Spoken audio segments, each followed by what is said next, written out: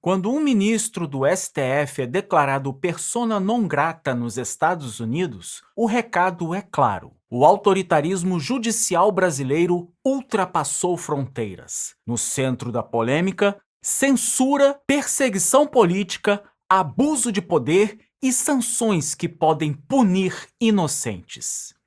Este é o Visão Libertária, sua fonte de informações descentralizadas e distribuídas. Ajude a propagar as ideias de liberdade. Deixe o seu like e compartilhe com seus amigos. Um artigo seu pode virar vídeo aqui também, sabia? Este artigo foi sugerido por Hemorroida Cerebral, escrito por Curuminha, revisado por Historiador Libertário e será narrado por mim, Djalma Guedes. O inevitável finalmente aconteceu. Alexandre de Moraes, o tirano que se acostumou a mandar e desmandar no Brasil como dono absoluto da verdade e da justiça, acaba de receber o maior tapa na sua cara. Marco Rubio, secretário de Estado dos Estados Unidos, anunciou na sexta-feira, dia 18, a revogação imediata do visto americano do ministro do STF, além de outros colegas da corte. Entre os atingidos estão Roberto Barroso, Edson Fachin, Flávio Dino, Carmen Lúcia, Cristiano Zanin, Gilmar Mendes e Dias Toffoli. Além dos togados, outras figuras como o senador Rodrigo Pacheco, o Procurador-Geral da República, Paulo Gonet, o ministro da Justiça, Ricardo Lewandowski, e até o diretor e delegado da Polícia Federal receberam a mesma punição, segundo algumas fontes jornalísticas, como o portal Pleno News. Os vistos dos familiares de todos esses indivíduos também foram cancelados. Traduzindo, Alexandre de Moraes e seus aliados se tornaram personas non gratas na maior potência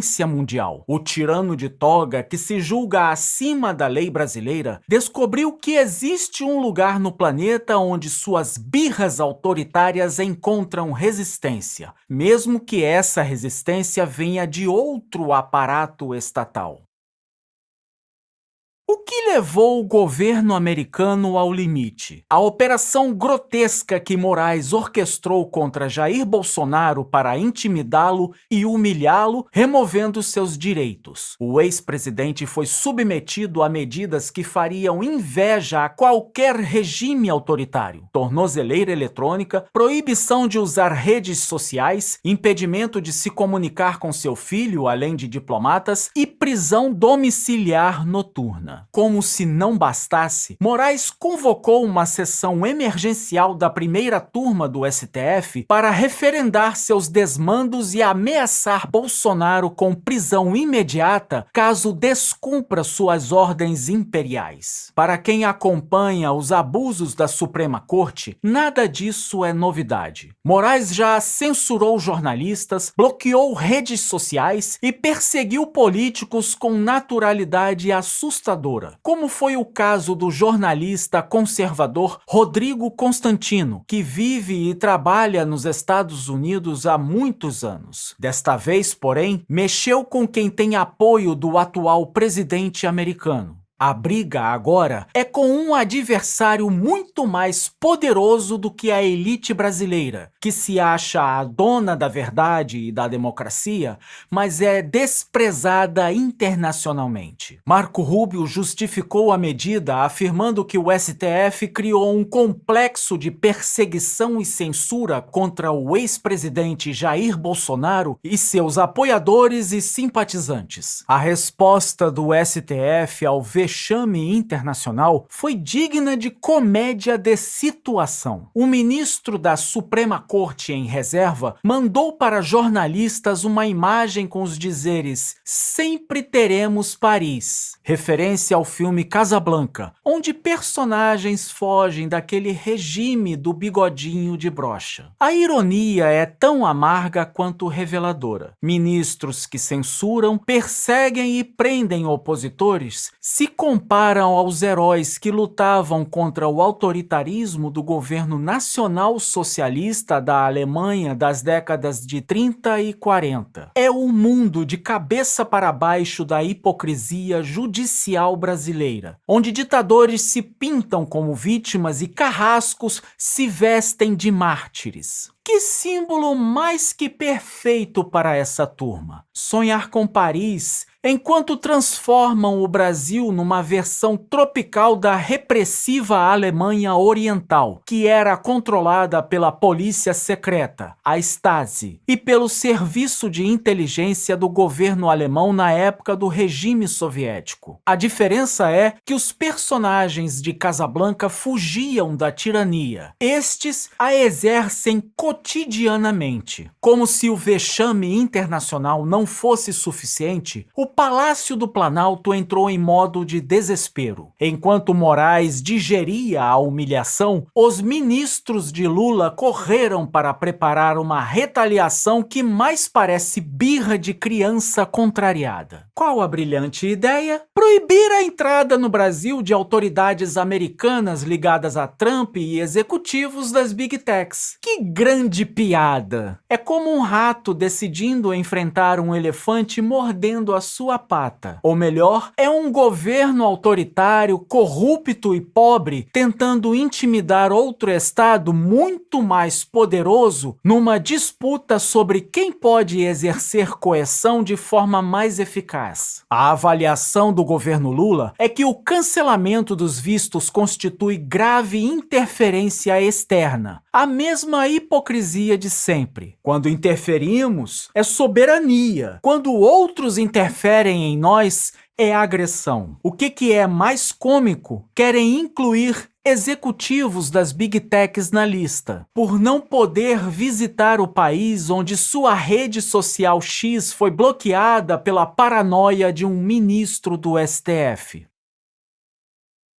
Mas a situação revela uma dinâmica ainda mais perversa. Mark Rutte, secretário-geral da OTAN, deixou claro durante visita aos Estados Unidos que países do BRICS, incluindo o Brasil, podem enfrentar sanções secundárias caso a Rússia não avance nas negociações de cessar-fogo na Ucrânia. Quando estados brigam, quem sofre não são os poderosos que iniciaram o conflito, mas os cidadãos comuns que pagam a conta. Essa é a realidade mais cruel de qualquer sanção estatal. Ela pune populações inteiras pelos crimes de seus governantes. Muitas pessoas podem perder empregos e empresas que geram negócios e solucionam problemas podem ir à falência. As outras opções na mesa americana e da OTAN são aterrorizantes. Tarifas de 100% sobre exportações brasileiras, implementação coordenada da Lei Magnitsky, sanções secundárias e bloqueio tecnológico em escala transatlântica. Não precisamos aqui dizer que, como libertários, somos contra todo e qualquer tipo de imposto e qualquer impedimento no comércio internacional. Mas é fato que praticamente nenhum político segue os princípios libertários em contextos de conflitos, guerras comerciais ou disputas geopolíticas. Tomemos os casos da Rússia, Irã, Cuba e Venezuela. As sanções ocidentais coordenadas que restringem o comércio não derrubaram Putin, não removeram os ayatolás, não tiraram os Castro, nem fizeram o comunista Nicolás Maduro desaparecer da Venezuela, mas empobreceram milhões de pessoas comuns enquanto ditadores permaneciam blindados em seus palácios. Isso nos faz refletir se de fato as tarifas e restrições comerciais, como embargos, podem derrotar os ditadores. Alguns defendem outras medidas que afetem diretamente a vida dos tiranos e que não atrapalhem a população. Muitos simpatizantes de Bolsonaro e Trump defendem que somente a Lei Magnitsky pode parar Alexandre de Moraes e seus aliados da corte. E quem vai sofrer aqui caso sejam impostas as novas tarifas? Alexandre de Moraes? Os ministros de Lula? Marco Rubio? Donald Trump?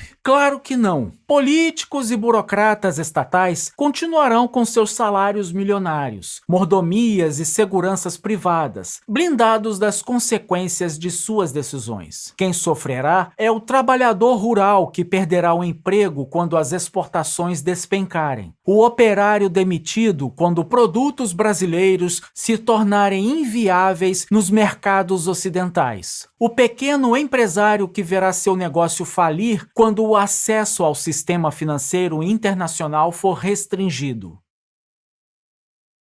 As sanções secundárias revelam a face mais perversa do poder estatal coordenado. Criam efeitos dominós impossíveis de controlar, punindo quem não tem nada a ver com os conflitos geopolíticos. Bancos brasileiros podem ter dificuldades para operar internacionalmente. Empresas nacionais podem ser cortadas de cadeias produtivas globais. Investimentos estrangeiros podem secar da noite para o dia. O setor de fertilizantes pode entrar em colapso, gerando uma crise de abastecimento e inflação descontrolada dos alimentos. E tudo isso não por uma escolha consciente do povo brasileiro, mas pelo jogo de poder entre aparatos estatais que se digladiam enquanto cidadãos comuns pagam a conta. Fontes diplomáticas indicam que, a partir do dia 21 de julho, novas notas e posicionamentos americanos sobre o Brasil são esperados. O cancelamento dos vistos foi apenas o primeiro movimento numa partida de xadrez geopolítico onde peões são sempre sacrificados. A Casa Branca está testando até onde pode apertar o cerco antes de partir para medidas mais drásticas. Cada dia que passa sem sinais de moderação do STF é um dia a mais de pressão internacional acumulada e mais um dia em que a liberdade individual fica refém de birras institucionais. Marco Rubio não agiu sozinho. Por trás dessa decisão está todo o aparato de política externa americana, coordenado com aliados europeus. A situação atual é tão drástica que as pessoas serão afetadas independentemente do que acontecer. Alexandre de Moraes viola o devido processo legal, a separação de poderes e a liberdade de expressão. Persegue e prende inocentes. Estados sancionadores violam o princípio de não agressão ao punir populações inteiras por atos de seus governantes, destruindo negócios e empregos, gerando caos e pobreza. De toda forma, não dá para negar que a maior ameaça à democracia ocidental hoje, ao lado de Nicolás Maduro e de Miguel Dias-Canel, são os ministros do STF e seu fantoche, o pinguço de 9 dedos. Os togados agem como investigadores, acusadores e julgadores dos seus próprios inquéritos. Censuram preventivamente, baseando-se em interpretações subjetivas. Prendem sem provas concretas de crimes. O Departamento de Estado americano justificou a medida com a seção 212, subseção A, parágrafo 3º, alínea C, da Lei de Imigração, que autoriza tornar inadmissível qualquer estrangeiro cuja entrada teria consequências adversas para a política externa. Moraes virou oficialmente uma ameaça aos interesses americanos, não necessariamente à liberdade individual. A perspectiva de retaliação brasileira transformará uma crise em uma catástrofe. Quando o governo Lula formalizar sua lista de autoridades americanas banidas, estará escalando uma guerra entre aparatos estatais que só prejudicará os brasileiros inocentes. É a lógica dessa elite criminosa que tomou conta do poder no Brasil. Quando confrontada, dobra a aposta em vez de reconhecer limites. O Itamaraty, provavelmente constrangido, optou pelo silêncio eloquente enquanto vê décadas de diplomacia sendo destruídas pelas birras de togados autoritários e políticos revanchistas. O dia 18 de julho de 2025 marca uma mudança importante, mas não pelos motivos que muitos imaginam. Não marca o triunfo da democracia sobre o autoritarismo. Marca o choque entre estruturas de poder coercitivo que finalmente se encontraram. Alexandre de Moraes descobriu que seu poder tem limites geográficos, que existem outros governos no mundo dispostos a confrontar seu autoritarismo. O mundo sabe que existe um grupo de ministros no Brasil que age como corte revolucionária, da mesma forma que ocorre na Venezuela, e governa pelo medo, violando sistematicamente direitos fundamentais. Agora, esse grupo enfrenta resistência internacional, mas uma resistência que vem da potência mais poderosa do mundo. Economicamente e militarmente, o Brasil não tem chance contra os Estados Unidos. A questão é saber até quando Lula e os ministros do STF irão resistir e dobrar a aposta.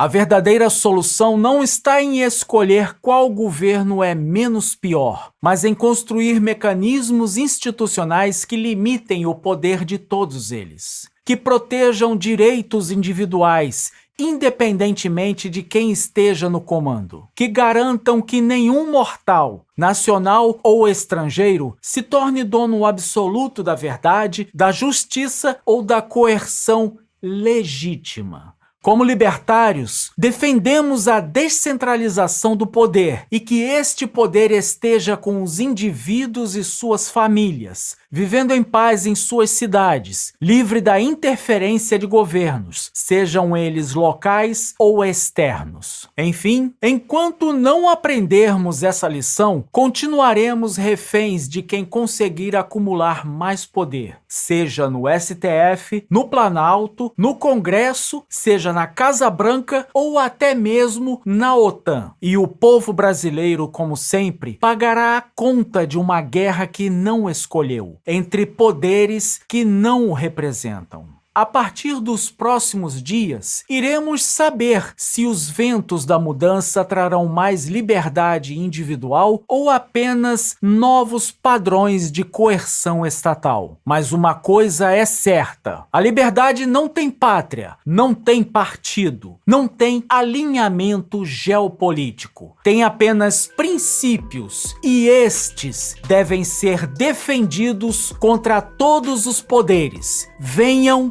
de onde vierem. Obrigado pela audiência. Esse é um canal colaborativo. Participe você também. Cadastre-se agora mesmo no nosso site visãolibertaria.com e envie seus artigos por lá. Os nossos colaboradores recebem recompensas em Bitcoin. Inscreva-se no canal e clique no botão da campainha para ser avisado de novos vídeos. Até a próxima e viva a liberdade!